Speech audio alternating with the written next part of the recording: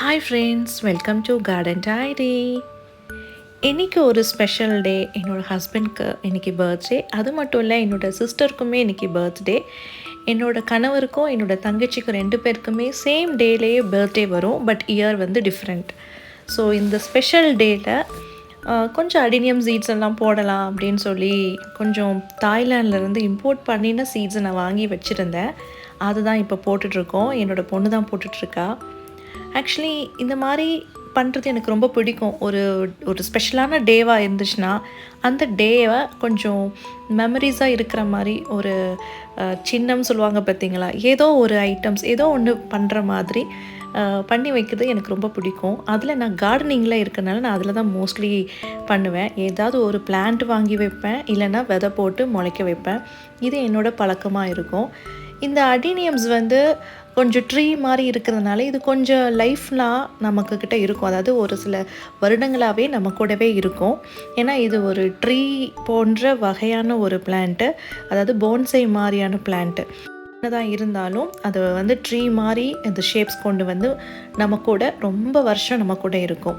கிட்டத்தட்ட 100 இயர்ஸாக கூட இருக்கும் அப்படின்னு சிலர்லாம் சொல்கிறாங்க, ரிசர்ச்சில் சொல்லியிருக்காங்க. அதனால தான் இந்த சீட்ஸை நான் வந்து சூஸ் பண்ணேன்.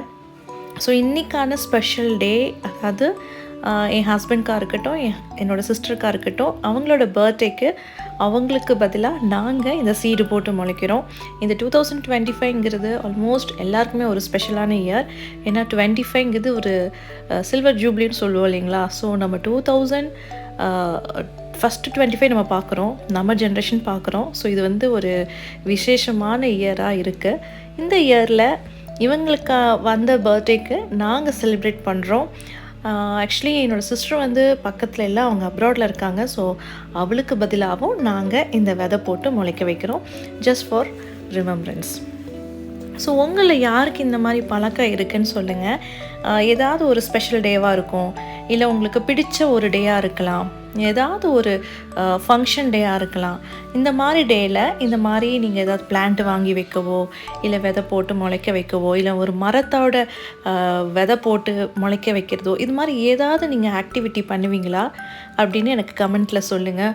ஆர்எல்ஸ் நீங்கள் ஒரு ப்ராடக்டை வாங்கி வைக்கிறீங்க, ஒரு பொருள் வாங்கி வைக்கிறீங்க ஞாபகமாக இருக்கிறதுக்கு அப்படின்னு பொருளாக கூட சிலர் வாங்கி வைக்கலாம்.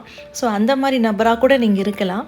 ஸோ இந்த மாதிரி ஸ்பெஷல் டேயில் நீங்கள் அதை மறக்காமல் இருக்கக்கு என்ன பண்ணுவீங்க எனக்கு கமெண்ட்டில் சொல்லுங்கள்.